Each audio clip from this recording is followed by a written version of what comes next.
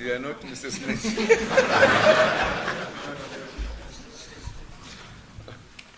Your Excellency, the President of the Republic of South Africa, Comrade Jacob Zuma and Madam, Your Excellency, the President of the Republic of Zimbabwe, Comrade Robert Gabriel Mugabe, and Amai, my colleague, Honorable Minister Rob Davis Not Smith, Honorable Ministers from South Africa and Zimbabwe, the business delegations from the two countries, ladies and gentlemen, comrades and friends. Before I do what I'm supposed to do here, let me just, Your Excellencies, advise you that we do have a business delegation from Zimbabwe and a business delegation from South Africa. But we also have a new organization that represents Zimbabweans doing business in South Africa. They are also here and they are also going to be participating. I'm sure they will also be there to make a big contribution to ZimAsset. I would also want to advise you that we have had similar fora before, but this one has been the best in terms of attendance.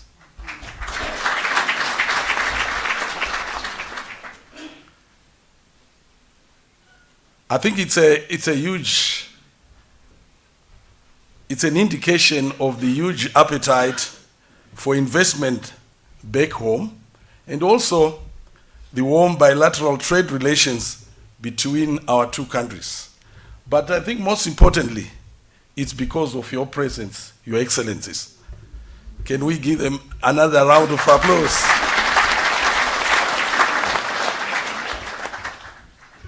Today I have the honor and privilege to introduce a very special guest to the Zimbabwe-South Africa Business Forum, who is none other than His Excellency, the President of the Republic of Zimbabwe, Comrade Robert Gabriel Mugabe.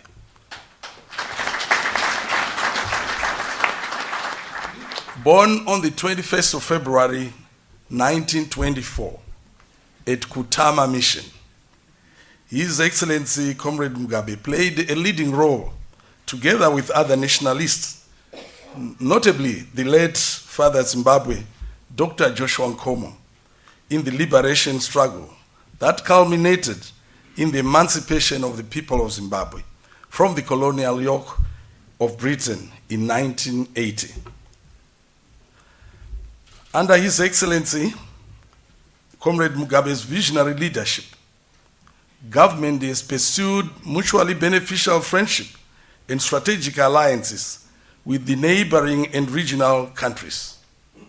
Indeed, Zimbabwe has been able to broaden her economic horizons and extend her frontiers of trade and investment by embarking on various joint cooperation projects with South Africa. Comrade Mugabe is currently the chairman of both Southern African Development Community, SADC, and the African Union, AU. He has actively championed the goals of the SADC and the Common Market for Eastern and Southern Africa, COMESA, as the regional blocs move towards greater integration. He has also been leading the tripartite negotiations under the African Union with a view of coming up with a single continental free trade area. He has been very vocal on issues of value addition as well as industrialization, encompassing regional value chains. His Excellency the President holds several degrees, and has also been awarded a total of 12 honorary degrees.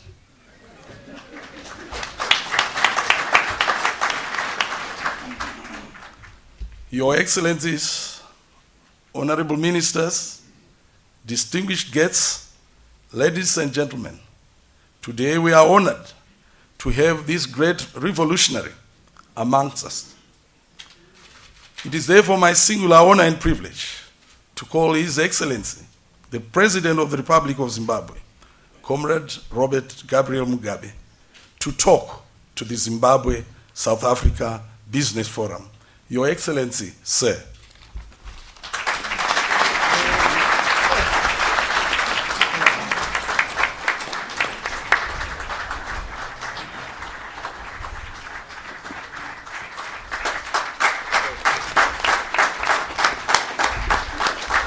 Right. Thank you.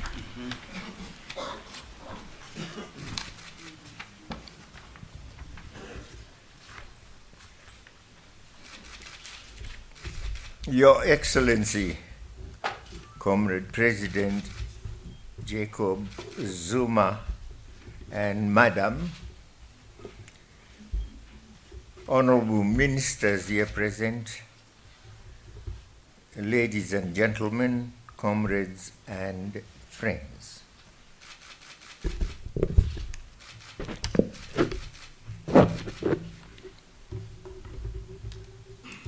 South Africa and Zimbabwe. Very excellent relations. Relations historical, relations geographical, relations territorial, relations even marital.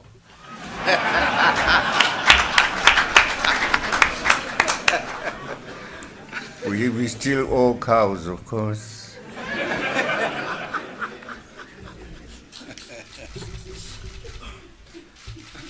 And relations economically.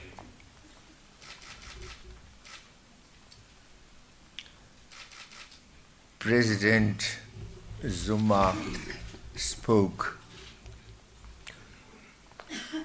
of the need for us now to work for our poor people. He spent many years on Robben Island, many years abroad. We interacted. As representative of the ANC, Mkondo Sizwe, back home.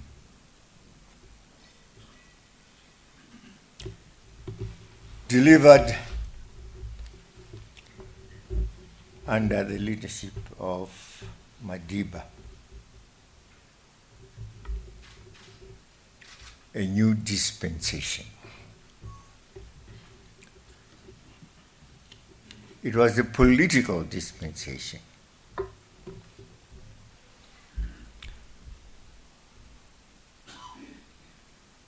My minister, Comrade Bima, spoke of our Zimbabwe endeavor to free ourselves.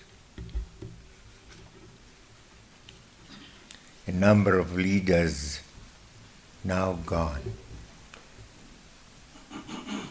Comrade Joshua Nkomo, we call him father of Zimbabwe. Mzenda Msika, JZ, and on both sides, yes, the political leadership, the fighters now. Mkondo Sizwe, Zebra Zanla on the other side. And the strength and the force of those was always the people. The people in South Africa supporting Umkhonto weSizwe. The people in Zimbabwe supporting the Chimrenga. The people. We delivered the wish of the people 1980 as independence came. The wish of the people was delivered here with a new political dispensation, 1994.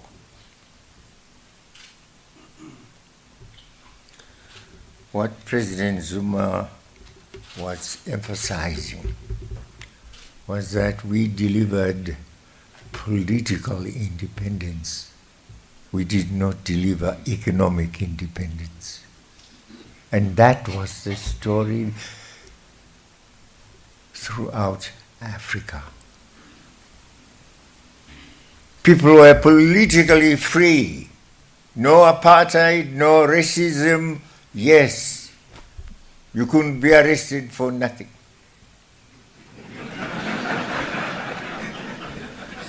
We were being arrested for nothing. Robben Island, full of people arrested for crime, for committing no crime. Back home, we have hundreds being bombed, thousands actually, in various camps, Zambia, Mozambique, innocent people, refugees, some young, some old. They were not all military fighters, no, just refugees, killed for no crime. So we delivered political independence. You are surprised, I'm sure. We did not control the economy. We couldn't deliver the freedom. You had no power. You were not owners of your natural resources. Others, the very people we fought against, remained in control of our economies throughout Africa. That's the story. And that is why there is no industrialization anywhere in Africa except what was done here, South Africa. But that industrialization was done in the interests mainly of the whites. All our minds controlled, not even by locals, local whites, but outside. You talked of Standard. You didn't know who Standard was, who is the owner of Standard Bank. I don't know, I can't tell you.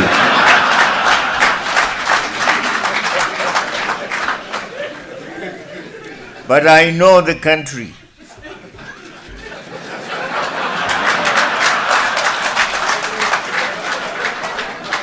I don't know who Barclays was or is, but I know the mother country.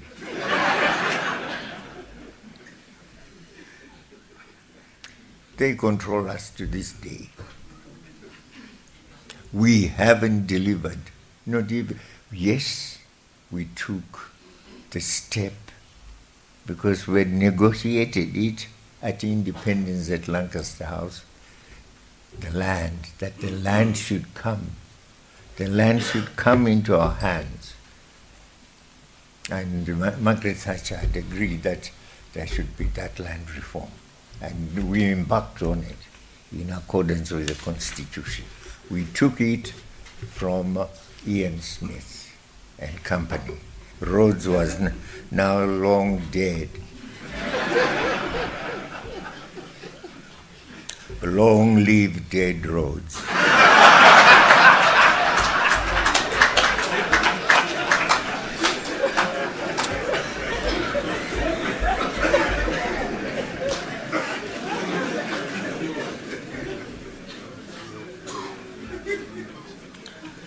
Others still fear that, we have the grave.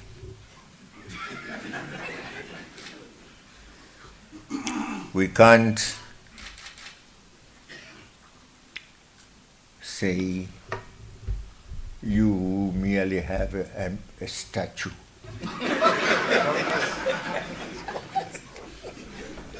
Will fear that he would rise.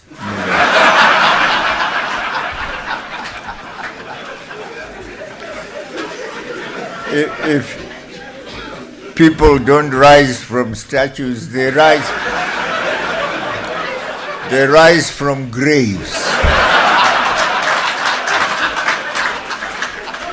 And our young ones have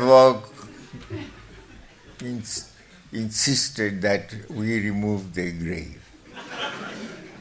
But you can't, if you remove the bones, surely the hole where he would have laid will remain. And I don't know whether his spirit, when the bones, it's only bones we will be removing now, but the spirit is gone or it's somewhere afloat in our country. Anyway, these are the people who led us, and here, naturally, he did also lots of harm to your diamonds. By hook or by crook, he was always the winner over all the other competitors in Kimberley. No one could beat Rhodes. Cheating at night, removing, the pegs. And so it's there in writing. He was doing that to enlarge his claim, the area of his claim, and fighting over it with others, discovering the pegs had been moved to narrow their own, claim areas and widen his own. And who could defeat him? He had all the support and so on. When he died, he had that, a Ilifa of 7 million. Not to us, not to the Africans of South Africa, where he had got his wealth from. But now, to benefit people of the world, students, they can come from Nigeria, from any other white countries to go to Oxford, but not blacks, not blacks. The black man is on his own.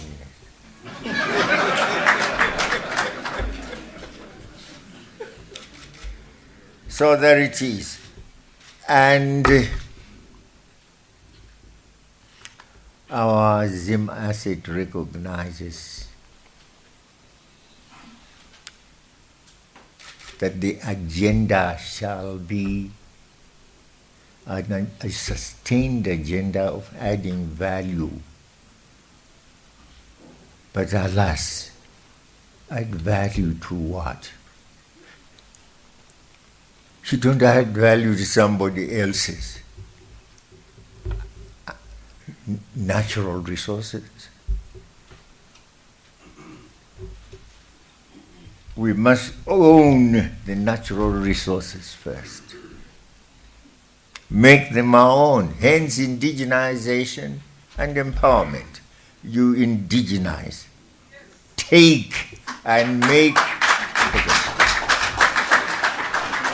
And when you produce now, you are producing from your own natural resource. And we have said, of course, in our case, it's much simpler than in your case. Yes. But the more intricate the system, the greater the fight required. And when it's a people's fight, you can never lose. You may suffer losses along the way, but it's a moral fight. The goal will be victory. Victory for the people. So in our case, natural resources, the mines, the land we have taken, agriculture. There are white farmers, we are still there, but no longer as owners of the land. All the land belongs to the state.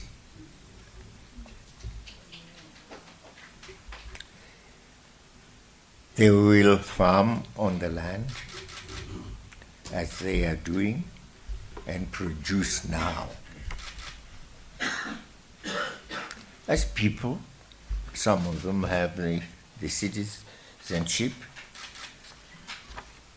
produce for the state and not just produce for the little clique of 250,000 whites which is the number they were at most.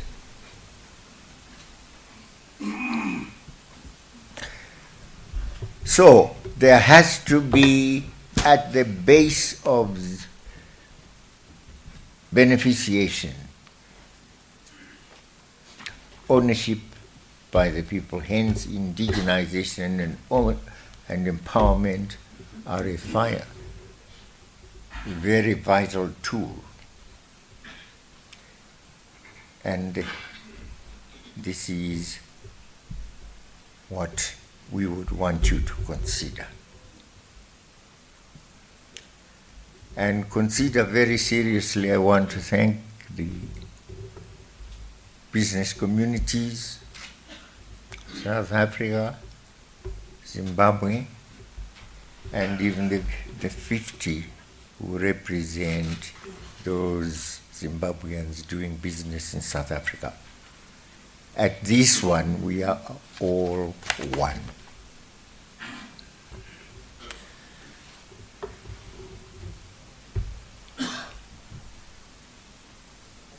President Zuma is celebrating soon his 73rd birthday.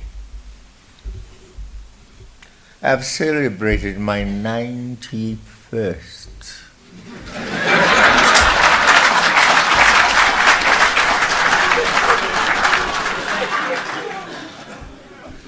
And here we are combining our forces, 164 years.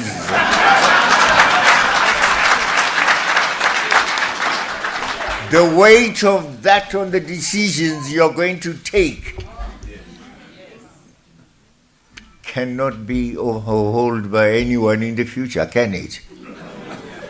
So we promise you, your decisions, as long as they are in accordance with the principles for which we have fought, will have the weight, current weight of 164 tons. We are not taking now the weight of those who fought with us, who are no longer with us. But we represent them, the two of us. I don't know whether you would allow us to represent the future. We say no. The future generations, they will have to look at us and say, did we give them the correct basis, foundation on which they can stand as they move into the future?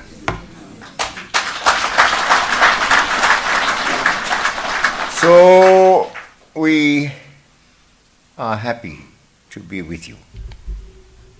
And it gives me the great pleasure to address all of you gathered here today under the banner of Zimbabwe South Africa Business Forum. A forum which I hope will not only be for this occasion as an important part of my state visit here, but will become a regular mechanism for structured interactions between our business communities, including our public sector representatives. We are hoping we can use it also as a springboard for getting our African territory to do the same.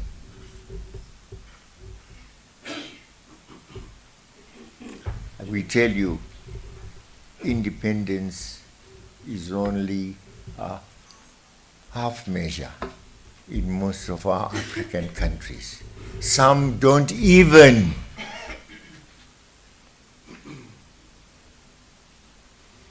control a bit of their natural resources. Go to Gabon. All wealth that lies underground belongs to France. That's the agreement. And it is so in other Francophone countries. Oil, they discover oil, it belongs to France.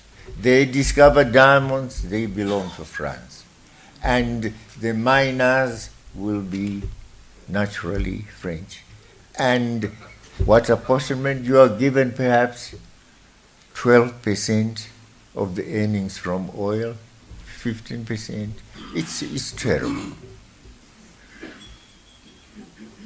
Equatorial Guinea has come out of it, and they describe to us what is happening to their neighbors. And that's why one coup after another, coup attempt after another, you see, is tried. But unfortunately for them, they have had the wisdom to know in advance that the Spanish, the French, and so on are arranging these coup d'etats. But the issue is to put them, just to remove the leadership, so the West can control. You saw what happened when they can't remove a person, have a person removed by his government, by his people. They contrive put together some concoction of lies. He is oppressing his own people. He's killing his own people. Gaddafi. We must prevent him from killing his own people. Go to United Nations and have proof of crying Libyans, oh, this man is killing us. And you believe the tears? No. They are induced. False tears. To get, they have been bought over, to get the world to believe that true, this man is oppressing his own people. And NATO is given the go-ahead by the Security Council. They get the 2/3 majority. And their aim, first objective is to hunt for the leader, Gaddafi, even for his children, and try to kill them. And they succeeded killed members of his family. He tried to hide, but they caught up with him and pretended that it was one of his own people who shot him. The same story had been told about Saddam Hussein in Iraq. And there the lie was that he had weapons of mass destruction. Poor Saddam Hussein. They have the bombs of mass destruction. And they come to Saddam Hussein in Iraq and say, oh, he has guns, terrible ones, which kill people massively. He tried to say no. No. Bush went to the United Nations. The United Nations said no, you can't attack. Then he said, well, we'll go, whether the United Nations likes it or not, with or without the United Nations, we will go to Iraq. That's the bully that America is. So they bullied their way. And little Blair also following. I follow my leader. I follow what America does. Yes, I'll be with you as an ally. So they went to Iraq to hunted him. Yes, he was in a hideout somewhere. Eventually got hold of him, and we saw him being taken away. And they said he had been tried and found guilty. Guilty of what?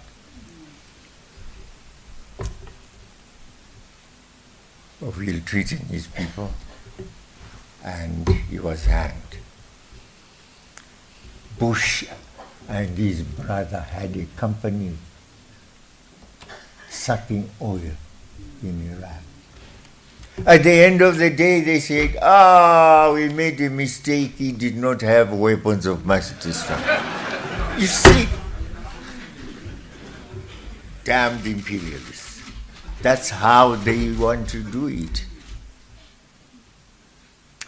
Even Blair wanted to attack us. Your people have not told you that. They don't frighten you. He came here, the government, I think Thabo Mbeki was in charge. He said, no, give us the country so we can have our soldiers here. He said, no, others also said no, Botswana included, to attack Zimbabwe and remove Mugabe because we're taking land from the settlers against his will. He wanted to stop the agreement that we had gone into with Margaret Thatcher, reverse it. It was Labour, you see, and Margaret Thatcher was conservative. So, for one reason, he did not appreciate the law of succession in international law, that you succeed to the debts, liabilities, and assets, you see, of your predecessor government. But no, what we want to do, we shall do. That's Bush and Blair. And who in the world can stop us? Well, our two governments, we are governments that come out of bitter struggles. Just remember the suffering you had and under the apartheid regime. Yes, at the end, when victory was now certain, they say they had abandoned the apartheid. It was not Christian. But you all these years, you had not read your Bible well? okay, as long as you will agree to be ruled by the majority, fine. So, you had lots of mercy. Perhaps we say an overdose of charity. In other circumstances, those others would have, who were guilty of apartheid would have been tried.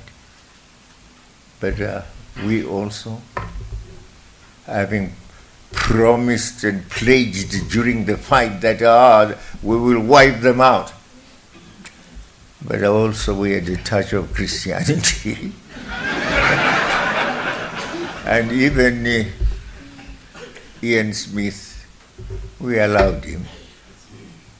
And even allowed him to continue to sit in Parliament with his party. Well, the Constitution, the British had said, the Rhodesia Front, the whites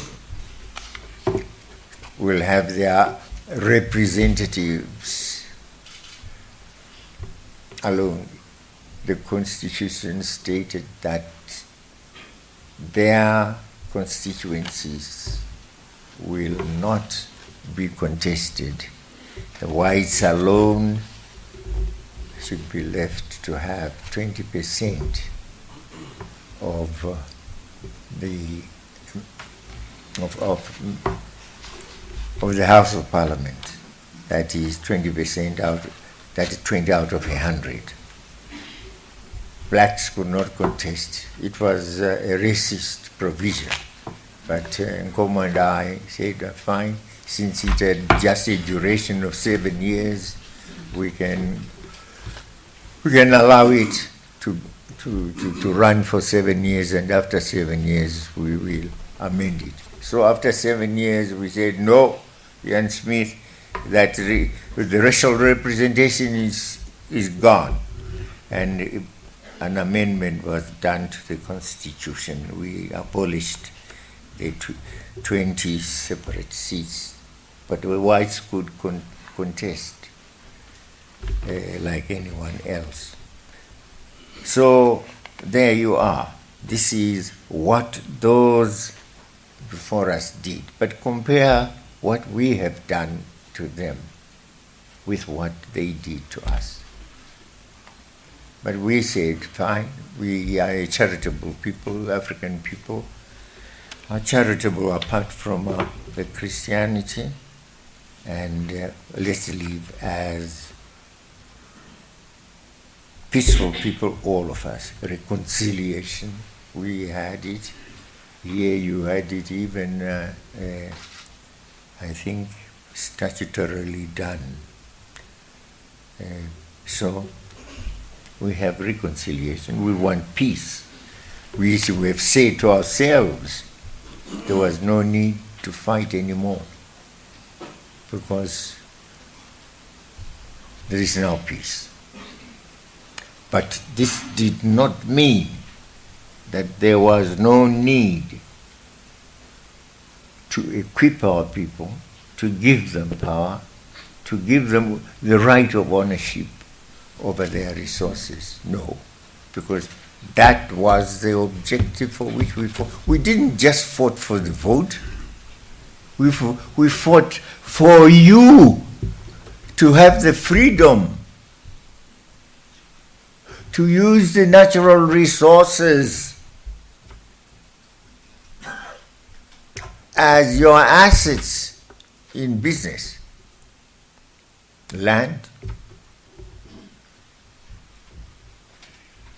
institutions of government should lend you money to start business on a non-racial basis and not discriminate. Even Standard Bank in here, Barclays, I don't know, Barclays had run away from here.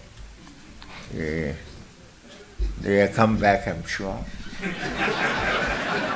But they went to Ian Smith. They were in Rhodesia. we found Standard and Barclays. They are still there. They are still the leading banks for that matter, because they have resources internationally. They can trade internationally. So these now should be the means available to you all in order for you to start your business. But the political environment is free. Government will regulate, obviously. There are certain fundamentals.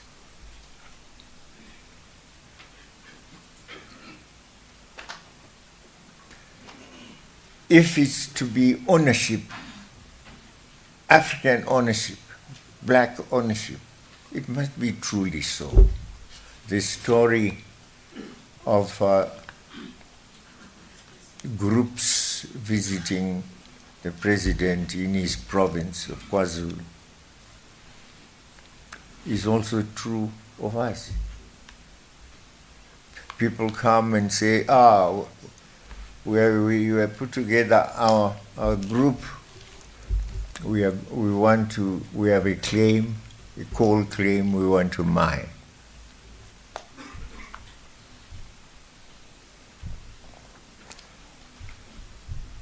And they are young blacks. They look very zealous and very determined. Have you got engineers? Yes, we have an engineer who worked for that Rio Tinto or some other company. Mining engineer, yeah. And who is he? Sometimes just a white man. And when they say that, they don't have money, of course. And then you discover, they have whites behind there, just a front for the whites. That we don't want. If you're going to have a front for the whites, don't hide it. If they are to be partners alongside you, we find we will not say no to that, to proper partnership.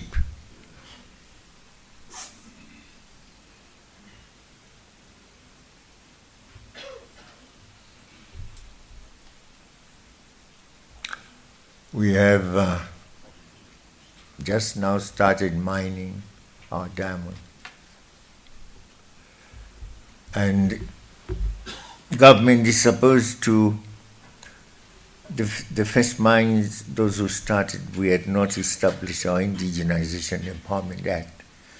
It's 50-50. And government is supposed to be represented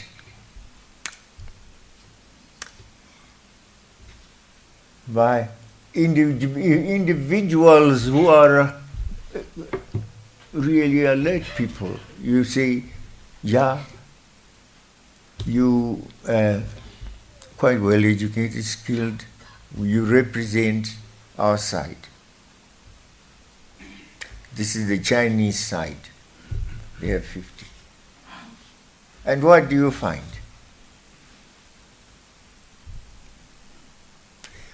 Practically in every case, our side just folds its hands.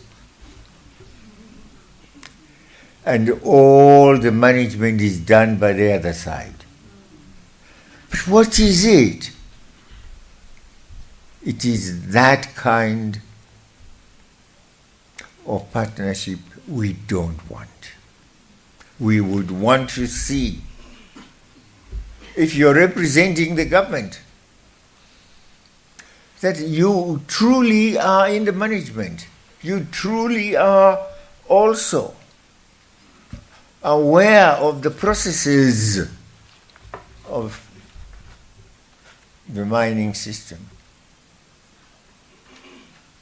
Right up to the time, if it's mining of diamonds, to the time when the diamonds then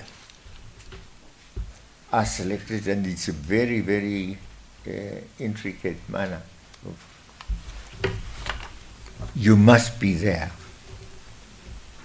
And you must be there when then the evaluation is done as to which diamonds are gem and which ones are industrial. But we are, I'm afraid, not getting the services that really please us. Then, of course, it's not just when we say we want to indigenize. The companies which exist now, foreign companies, are not the only ones we want to address. We would want you to establish your own companies, completely African. We've had some approaches from here. Approaches prominent people from South Africa. And it's recommended even by members of government, by members by the ANC. We say, fine, come.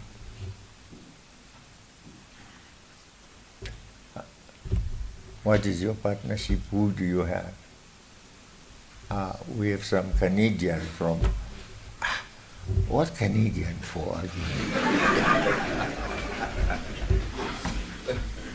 So let us, as we decide to have joint ventures,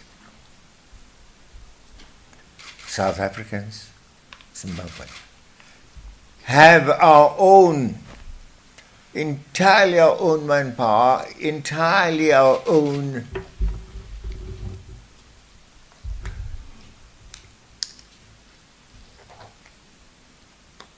banking resources, financial resources. If you put yourselves together and you're viable as a mining entity, you have skilled personnel, and what you lack is funding, then we can help you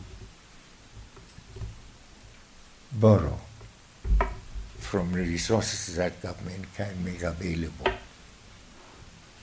That's different. That is what we would prefer.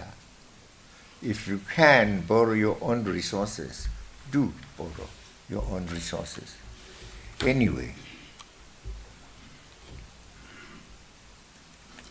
we are starting, perhaps these are initial steps that will be improved upon in the future. But we are glad that our government yesterday signed a landmark agreement by which we reinforce the framework of cooperation between our two countries. And that binational commission which was created will ensure perhaps that things are not only, agreements are not only put into practice, that is their fulfillment will not be delayed, but will now be done timeously.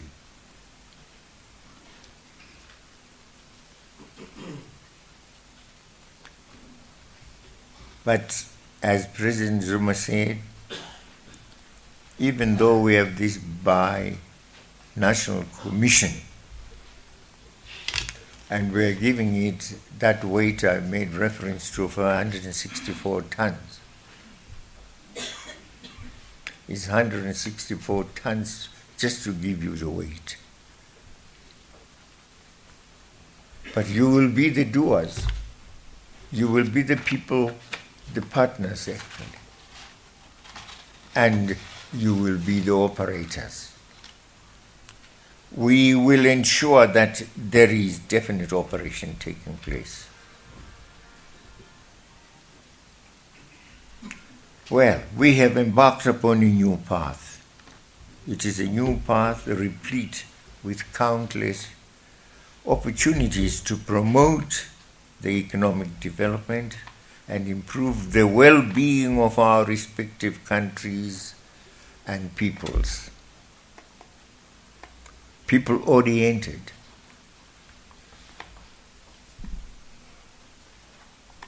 Agreements, people-oriented projects and programs. To succeed, we must take full advantage of and exploit the many synergies that exist between our two economies, working closely together in sectors such as agriculture, manufacturing, the sector of energy, of services. If we do so, we can yield results. But we must have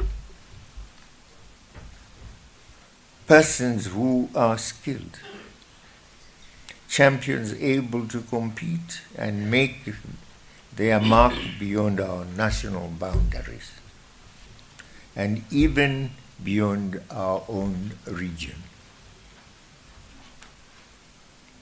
Working together, we can make an impact beyond that which we can make when we act individually.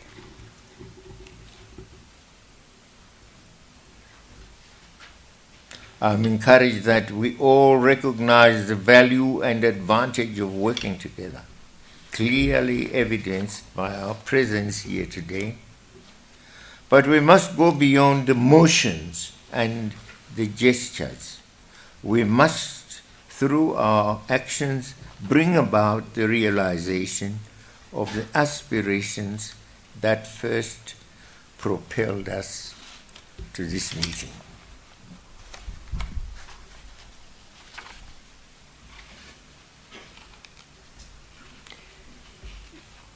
Be purposeful. At the end of this month, I look forward to receiving you in Harare, together with our other colleagues in SADC, at the extraordinary summit of our Regional Integration Organization. Our deliberations on that occasion will concentrate on a single critical agenda, that of industrialization. Industrialization through value addition and beneficiation of our God-given natural resources, which our region is abundantly endowed with. It is my fervent hope that our summit meeting will agree on concrete projects that exploit our respective comparative advantages, and that upon their implementation, they will yield a real transformation of our economies for the benefit of all our people, through improved opportunities for employment and empowerment. We can no longer remain exporters of primary commodities and expect to significantly and sustainably grow our economies. this is the stage where most of us in Africa are, except South Africa, exporting raw materials. When I went to Ghana, 1958, Nkrumah was talking of their cocoa, and cocoa is produced not just by Ghana, it's also produced by Cote d'Ivoire, Ivory Coast, Nigeria. And Nkrumah was saying if we come together, we can really establish a factory and produce the chocolates that Switzerland is producing using our cocoa.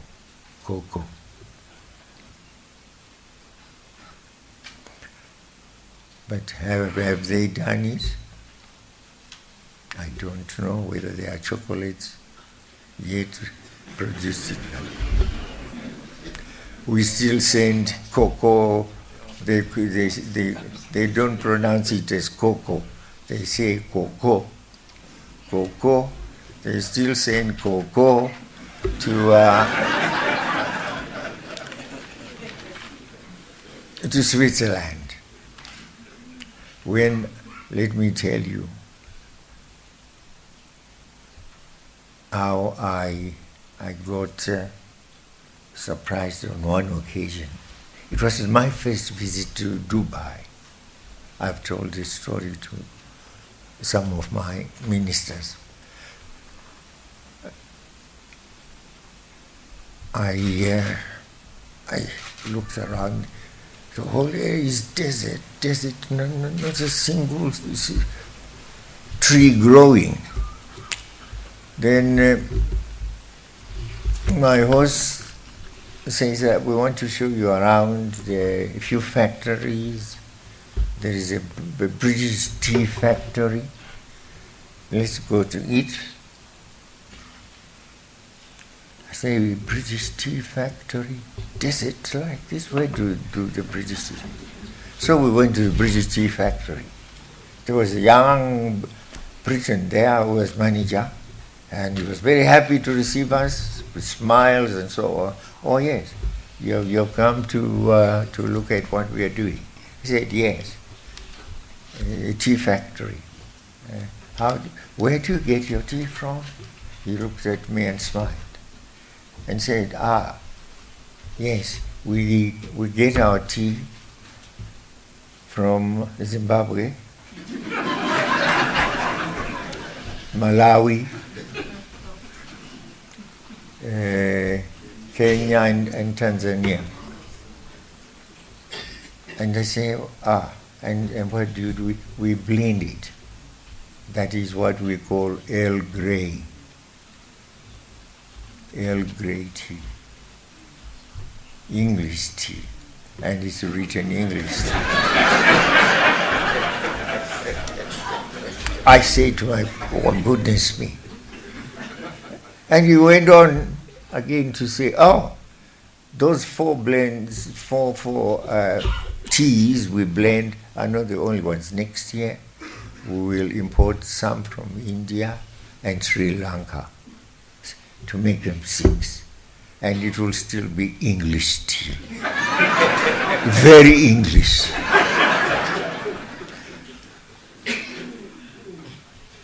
Yeah, and the British write English tea. And in the hotels, actually, they ask you, do you want English tea or not? There you are. Now, tea, couldn't we do the blending ourselves in our own region? You see, simple like that. But we grow our tea and do our own packaging. But the blending, look at it, to give it the brand that is international. Kenya tried to do it, produce their own brand of tea and coffee, and we produced a bit of coffee. countries like Tanzania, Uganda produce much more. There could be a combination of those countries to produce a brand they can sell as East African brand of tea, of coffee. The economic transformation that we seek is intended to benefit first and foremost our people. We expect and call upon our business people to embrace this thrust, to appropriate it and actively partner us in its concretization. The economic transformation that we seek should also raise Africa's standing in the global economy and make more audible its voice in global policy forums. We are not saying Africa should do the impossible. We are saying we start with what we produce, albeit in a simple way. And our SMEs can be a starting point. Comrade President, trade is recognized as a powerful tool and vehicle for economic development and upliftment of people's lives. It is also recognized as an effective tool in promoting integration between countries and economies. These benefits of trade are not automatic. Conditions have to be created and nurtured to ensure that trade yields the desired results. Our two countries have over the years witnessed a steady exponential growth in the trade exchanges between us. And indeed, we know we are the leading trading partner of South Africa in Africa, in the whole Africa. We are the first trading partners in terms of volumes of South Africa. And Comrade President made reference to that and made reference also to a situation which has been caused by sanctions on us, whilst South Africa's trade volume of exports to us has been rising. Our exports to South Africa have had a downward trend. And the issue now is how we remedy that gap. In my view, it's not a gap that should be remedied by saying, let's have better figures for Zimbabwe that talk of improved exports. But you have to have the exports first. And the statistics are a mere expression of your performance. And this is it. And there, naturally, is also an expectation of South Africa easing the trading the trading system, so we can export to South Africa a little more, greater volumes. Minister Rock Davies, there is a cry from our exporters and would-be exporters that there are certain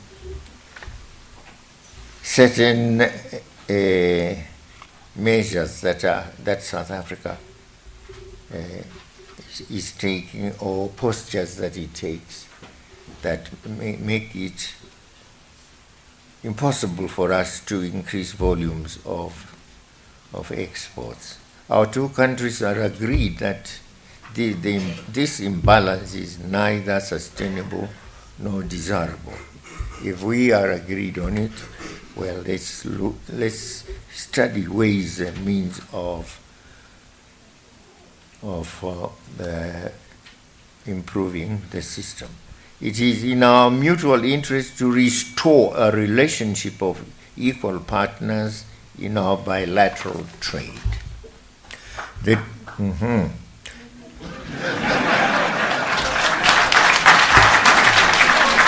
I know, I can give an example. We are a leading grower of tobacco, and we compete with Brazil, which normally is number 2 to the United States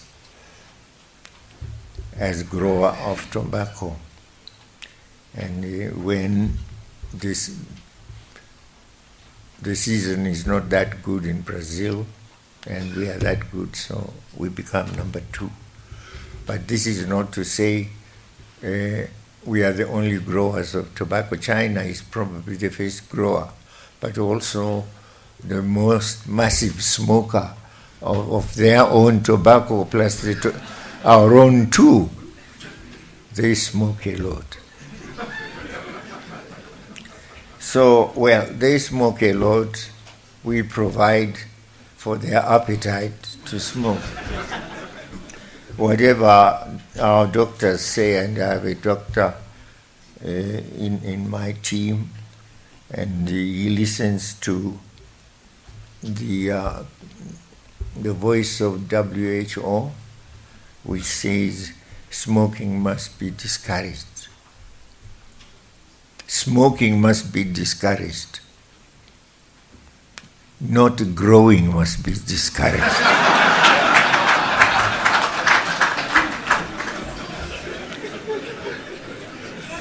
If he was to come to me and say, we have been to a WHO meeting, they now say growers of tobacco must be sanctioned, I would say, and what did you say? No, of course. I have always said our people grow tobacco. They don't smoke as much as the Chinese. And anyway, you can't say don't grow and don't sell tobacco, because it is responsible for deaths, the deaths of people. Nicotine then gets to the lungs and so on. And I say, no, compare smoking with whiskey drinking. We have more accidents because people are drunk on the road. Shall we say the Scottish must stop producing their whiskey and brandies and so on?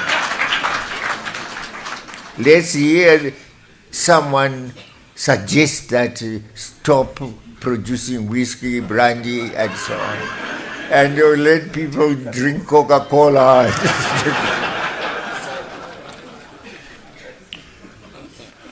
No, you say, well, these are the dangers. If you take too much whiskey, too much drink of alcohol, the danger to yourself, to your lungs. If you smoke too much of cigarettes, the danger to your lungs. So people must judge. be able to use their own judgment as to the measures which they should take in order to remain safe. But all the same, we say, tell people that smoking is hazardous. The point I was making is that we are now manufacturing cigarettes. And South Africa, whilst it says other exports can come by car, by rail, it says these ones should come by air. And we say, why? You see? And we realize it's to try and prevent. So it's to make them more expensive. If you fly cigarettes and it. Oh, sorry. Yeah, it's not cigarettes. Cigarettes are just barred. They bar them by whether they come by land or by air. But it's the pharmaceutical, the drugs we produce, they are healthy drugs, and they say these must come by air rather than on land, and we don't understand. I think it's to try and reduce competition with the South Africa's one. Well, competition is healthy. I don't see, we don't produce volumes really. And it would help also minimize the need for people to be coming to South Africa and,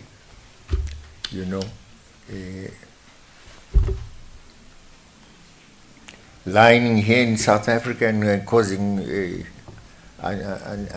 unnecessary, sometimes accidents or incidents to happen, because so many people are coming for medicine, for treatment to South Africa, when we get the drugs back home and they are approved, and our people, fortunately, the pharmaceutical, the health people interact, and they approve or disapprove certain drugs. So these matters are here for discussion. I'm pleased to note that our business people have concentrated their minds on exploring cooperation and investment opportunities in various sectors in our two countries. And this matter is one such that these two countries must examine. Zimbabwe, like many other countries, needs foreign investment. And we used to get assistance, for example, in giving to certain by the banks to certain growers of this or growers of that, or manufacturers of this or manufacturers of that commodity. But these credits are no longer available in the same abundant manner in which they used to be. Now, the more we produce, the better capacity we have to import. There is no way we can say, I will never import from South Africa. No, South Africa is a larger country, much larger than Zimbabwe, with a larger economy, larger base than economy, and its volumes exceed those of Zimbabwe. And Zimbabwe can grow its capacity, earning capacity, whether from employment or from its own enterprises, direct. But the more incomes we have, the more earnings we have, the greater the capacity also to import, and import even technology. And these are capital goods. When you import, say, tractors, you are importing capital goods. But when you import juices and so on, these are consumers. You consume them and that's it. But tractors help us to grow more. So people can have higher earnings, more earnings, and grow their capacity also to do business. I said Zimbabwe, like many other countries, needs foreign investment. In our case, particularly so given the damage done to our economy because of sanctions. We would ask South Africa to look at that aspect of assisting us to some measure. We know you have your own limits also, but you still have the capacity to assist. We welcome and encourage foreign investment into our country. Contrary to some media reports, the security of investments, both foreign and domestic, is guaranteed at law and in practice. We have never nationalized people's assets, people's businesses. No. The land we took, and even there, although we had the right to take it without negotiating, we still negotiated with the British.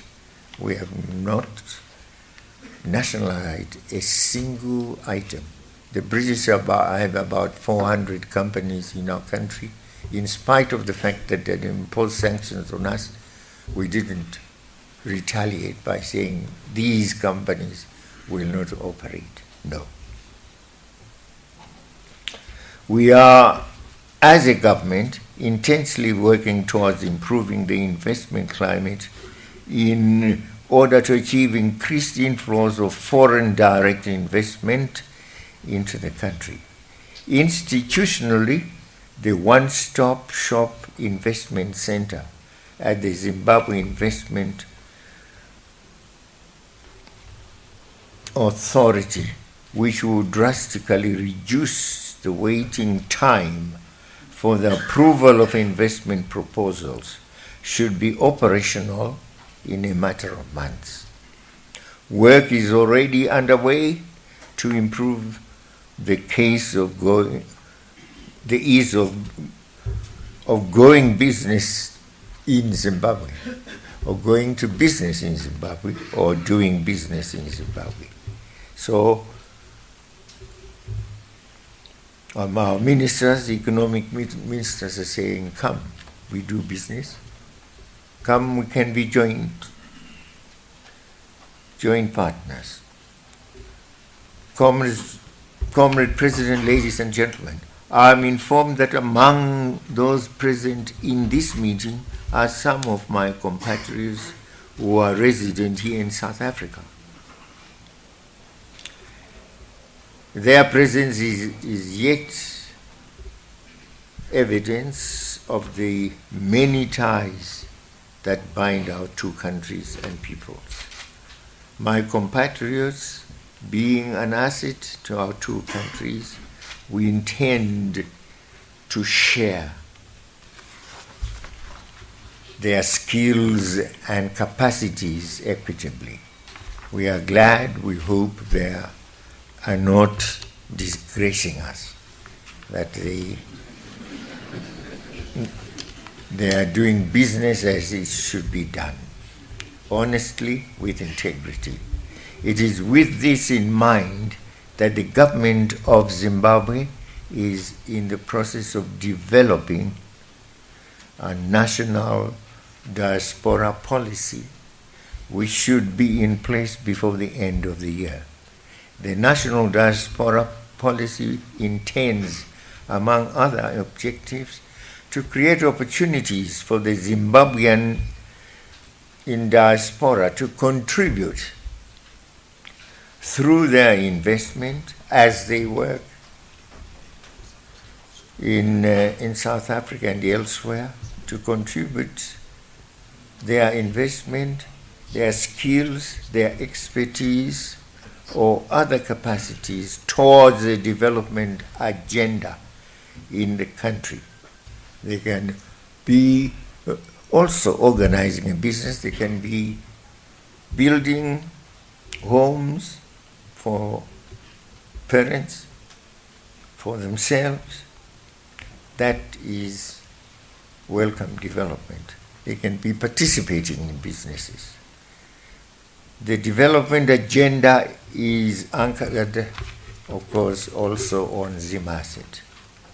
Since 1980, we have sought to empower those of our country's citizens who were previously disadvantaged and discriminated against. These are the people you are referring to in your own country as having been underdogs. Immediately upon the attainment of independence, government focused on ensuring access by all to essential services such as education and health. The results achieved have been evident. For example, in the well-recognized high literacy levels in the country. Zimbabwe is an empowerment agenda focused on creating opportunities for the meaningful participation in and contribution to the national economy by the previously disadvantaged of our citizens. Common President, ladies and gentlemen, finally I want to thank you for bringing us together today in this forum. I wish to conclude by assuring all of you that Zimbabwe is open for business.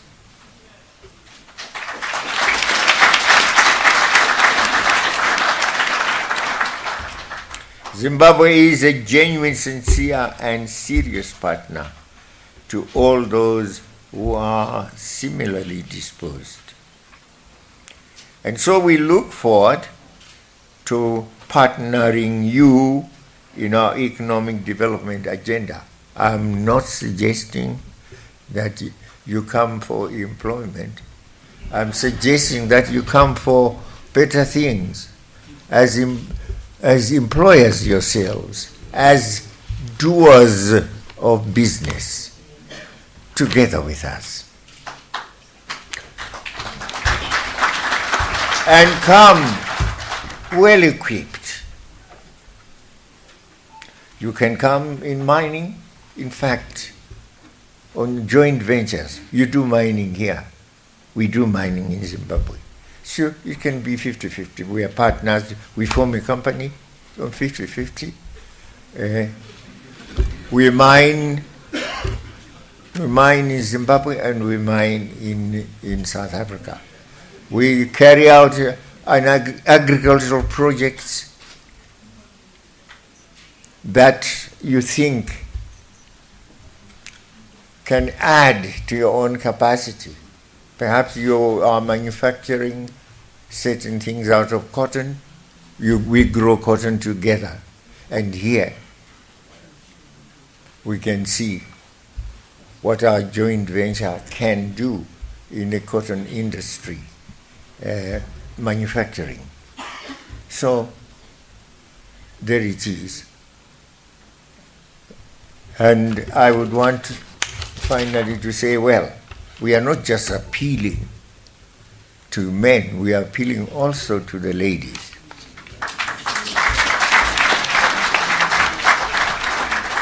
And I know the ladies have lots of things they would want to come and sell. Sure, selling But of course, we are very, I was going to say famous for that, but sometimes notorious for for it. Yeah, our ladies are everywhere. But I'm talking, I'm talking not of those ones.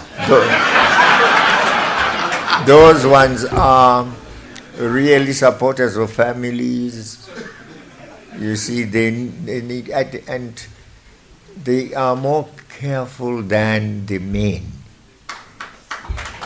When in the years of drought, like this year, it is the ladies that use their hands, where their husbands use their mouth. So we men are not like women. They are very, very vigilant about the family situation. And we are not, we, South Africa and ourselves, are not like others to the north. We are particular about certain things. The child must have a uniform, for example, to go to school. Others have dispensed with the need for uniform. They say it's too expensive for families. But the rural mother will do anything. Have her own chickens, her own goats, sell them. My child, my daughter must have her uniform. She must have her books. She must have everything that the teachers say she should have. They strain themselves to that extent. Yeah, but skilled ladies, joint ventures, even lawyers. After all, it's the same law, really, Roman Dutch.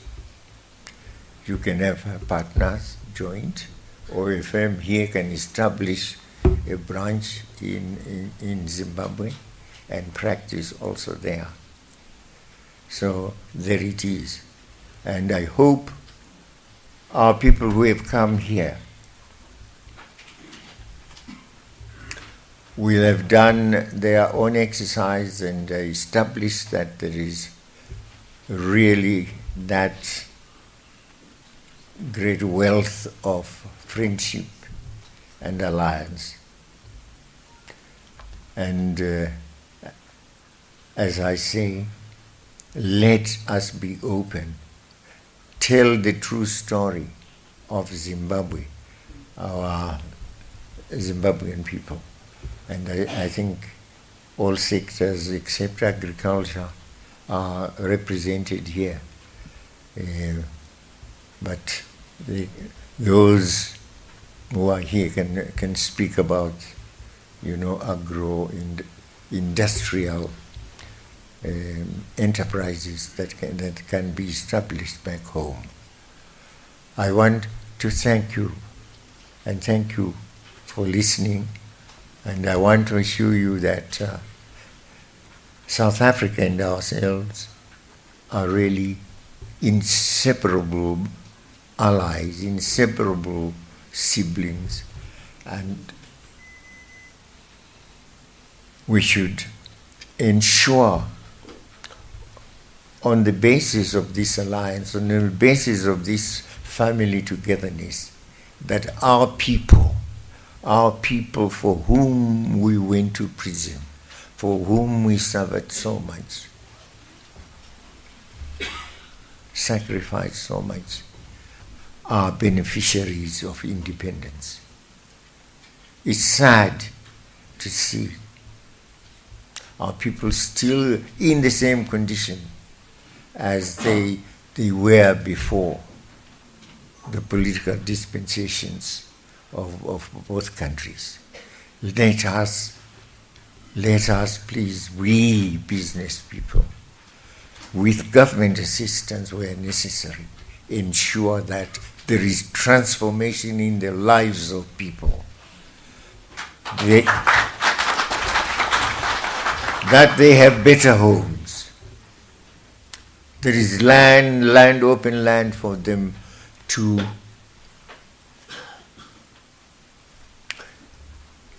ameliorate the situation in Soweto, for example. In Chitungwiza back home. They can build better houses, cater for their families, and not have a situation in which their children are born into poverty and therefore born into crime. With thee, as they suffer, as they hunger, they say, we cannot continue this way when others have, we don't have. So from those we have, we shall take. And taking is not legal. To taking that which is not yours, that's what they call robbery or theft. And so they end up thieving.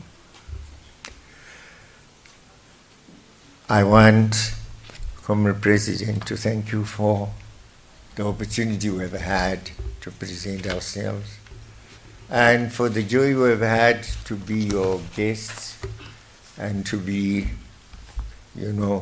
treated in the loving way that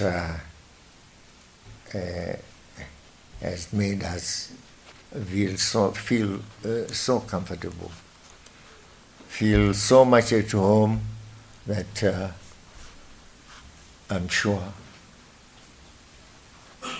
if the visit had been longer, we would not have minded.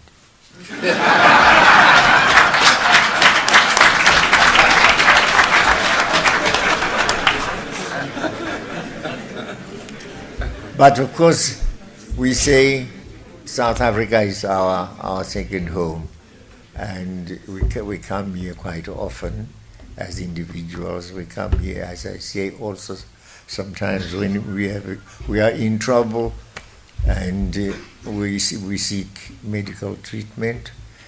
We come here for holidaying also, and of course there are those who have come here who are in employment, and we are together. We shall always be together. We were in the same trenches, and I end up by saying, Amandla, Amandla.